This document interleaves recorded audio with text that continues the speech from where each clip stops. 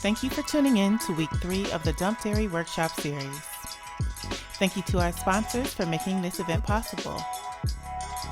Support Afro-Vegan Society's work by becoming a donor today. Hi, and thank you so much for tuning in to week 3 of the Dump Dairy Workshop series. I'm Brenda Sanders, and I am Executive Director of Afro-Vegan Society, and I'll be doing a talk called The Dairy Deception. Anyone who knows about my work knows that it centers around dismantling the entire animal-based food system, because I hate everything about our current food system and the way that it operates. But I find the dairy industry to be particularly offensive, possibly because I have my own personal horrible experiences with dairy. People who have been to my talks may have heard this story before, but when I was an infant, my family and family friends used to call me that crying baby, as in, oh Lord, is she bringing that crying baby over again? Because I was constantly crying. I've been told that the only time that I wasn't crying was when I was asleep. I was even crying while I was being fed. And so, my mom took me to the pediatrician. The pediatrician couldn't find any explanation as to why I was crying and then suggested that I go to a specialist.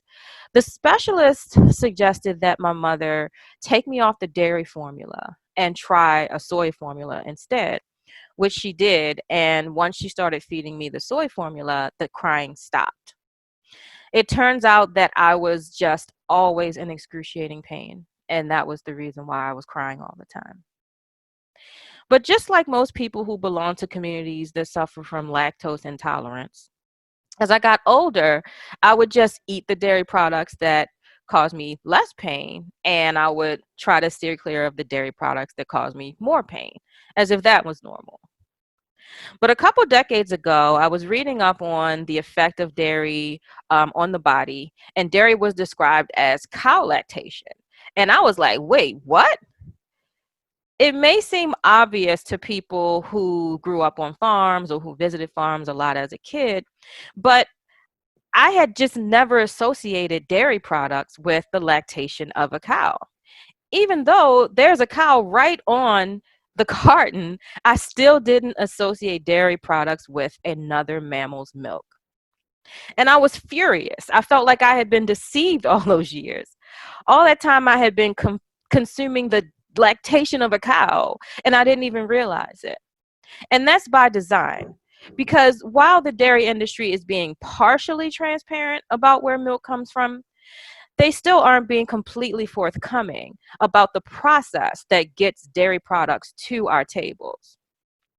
So folks like me sort of existed in this knowledge limbo where it's like we kind of knew that dairy products came from cows, but we also never ever thought about it and never were confronted with that information. And so in essence, we didn't really know that this is what we were consuming. So at that point, I started to do much deeper research. And the more I learned about the dairy industry, the more disgusted I became.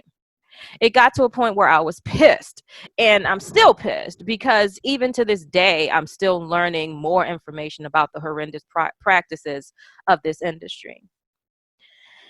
So since the negative impact of dairy on human health has already been talked about quite a bit during this workshop series, I wanted to just kind of break down the ins and outs of the dairy industry itself, because there's a lot going on under the surface that most people just aren't aware of.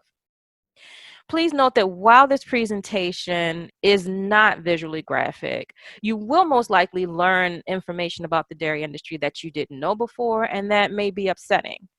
I only ask that any anger that you feel about this be directed at the dairy industry itself, because they are solely to blame for the way that they conduct their business. So how does this all begin? The process that brings dairy products to the grocery store shelf starts with performing a sexual act on a bull. You heard that right. Bull semen is extracted by manually manipulating, also known as masturbating, bulls. This is done by first tricking the bull into thinking that he's performing the natural act by providing a stand-in cow, which could be an actual cow or just like a cow-shaped instrument, and then stroking the bull's penis until he ejaculates. If this seems unnatural and perverted, that's just because it's definitely unnatural and perverted. Because unnatural and perverted become commonplace when building an industry that profits from exploiting the product of another creature's body. Alternately, the other way that semen is sometimes extracted from bulls is by using an instrument called an electrojack. This is basically an electric prod that's shoved into the bull's anus to electrocute the bull's prostate gland, which causes a spontaneous ejaculation. So in this case, it's less masturbation and more anal stuff. And that's basically how the dairy industry goes about getting the semen that they need for the next step in this horrendous process. Dairy farmers use the term insemination to describe the process they use to impregnate cows as part of their massive, large-scale breeding programs. But what they do to these cows has little in common with the insemination process that some humans undergo when choosing to grow their families. The impregnation process starts with the dairy farmer first shoving their arm into the cow's anus up to the elbow, in order to then use the other hand to guide the insemination wand to the right place within the cow's vagina. This process of ramming one's arm into a cow's anus is apparently lots of fun, since some farms even invite people to come in off the street and stick their arms up a cow's anus. Once the cow is impregnated, she then goes through a 9-month pregnancy before giving birth to her calf. Now, let's be real here. If a cow is forcibly impregnated and then made to carry their calf for 9 months just so that they will start to produce milk or lactate, so that humans can then consume that lactation, there's obviously an entire step that's not being talked about. The calves have to be separated from their mother so that the humans can get access to this milk.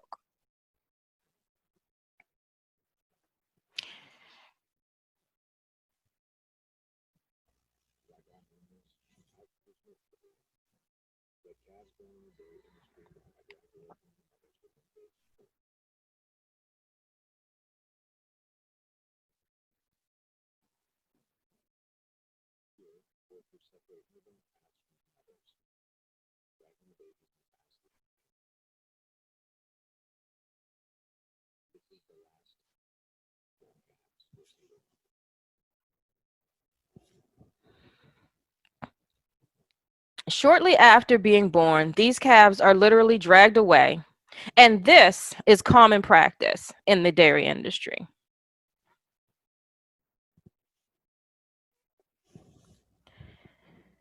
After the removal of the calf, the new mother is then immediately hooked up to a milking contraption to begin her life as a milk machine. She has the milk pumped out of her up to 5 times a day, every single day, for about a year, at which point her milk production starts to decline and the whole insemination process is repeated again. So where do these calves go?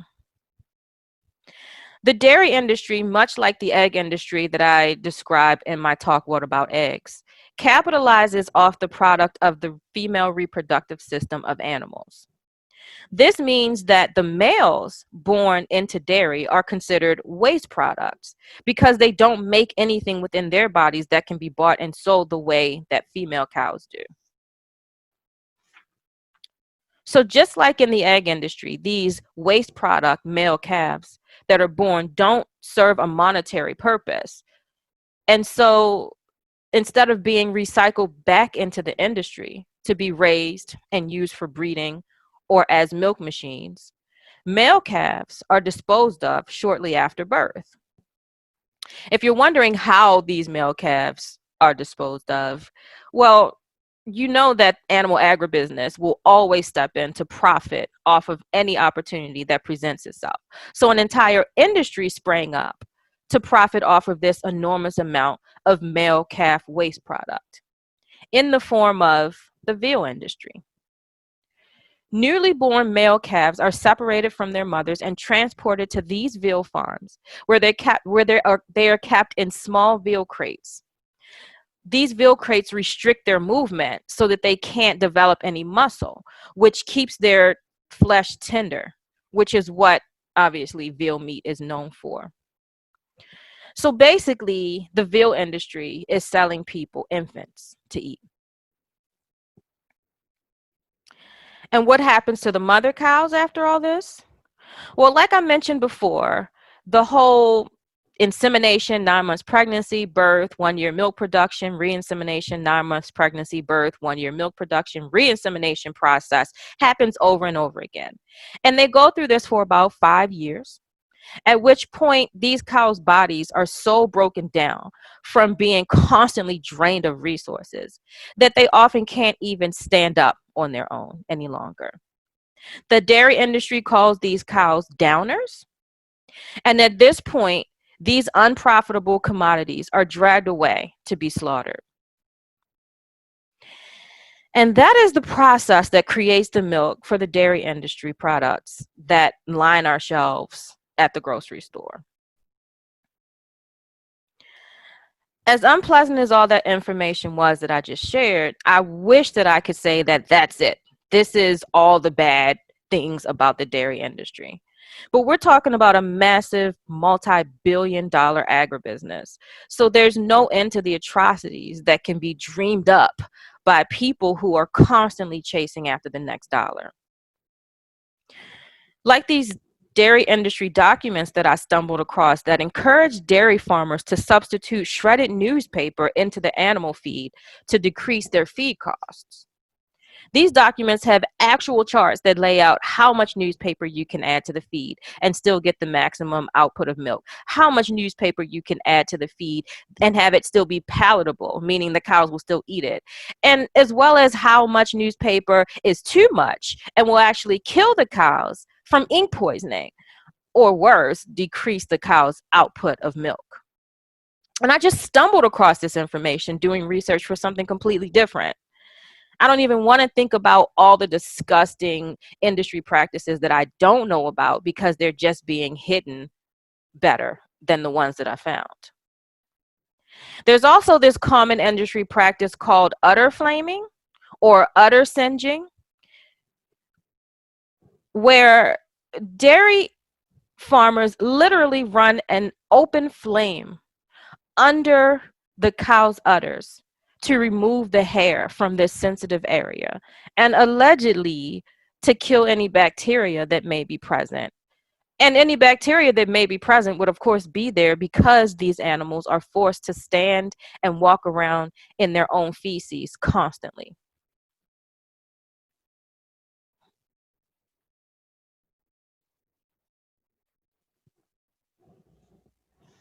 Like I said, I'm sure these practices are just the tip of the iceberg.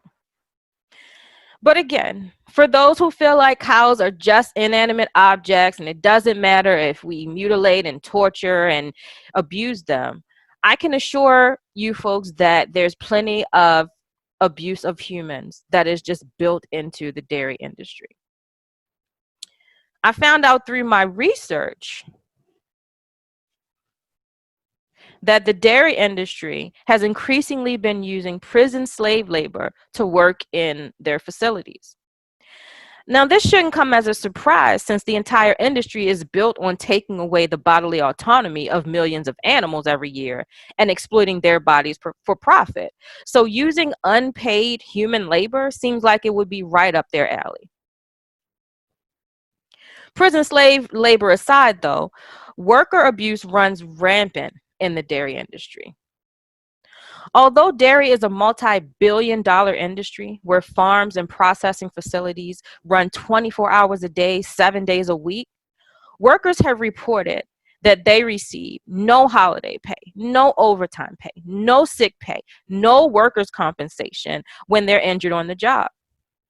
They work in filthy, dangerous conditions, and many workers say that they've never even been trained properly, that they were just sent out onto the floor and expected to figure out how to do things by watching other workers, which often leads to injuries that go unreported by their superiors and more often than not untreated.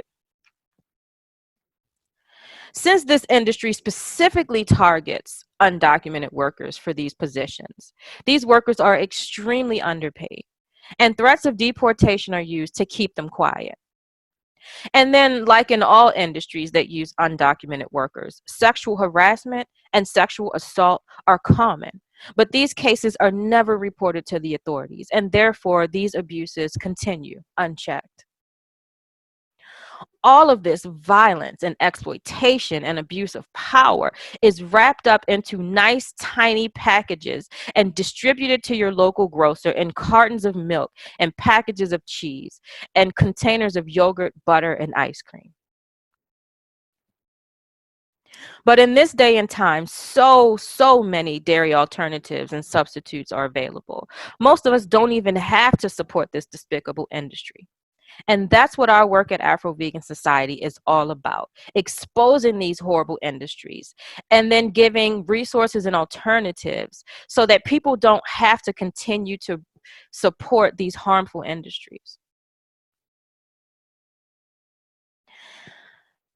I would like to thank our generous sponsors, the Better Food Foundation, A Well-Fed World, and others who would rather not be mentioned, but we do appreciate you and appreciate the fact that you're helping us to get this information out there. You, our sponsors, are making this programming possible. If you haven't already, please go over to the Afro-Vegan Society website at www.afrovegansociety.org and register for the free National Afro-Vegan Virtual Conference that's coming up on July 25th. Please, please, please share this information with anybody you think can use it. And thank you so much for tuning in. Thank you to our sponsors for making the Dump Dairy Workshop series possible. If you would like to support Afro-Vegan Society's work, become a donor today. Thank you for tuning in.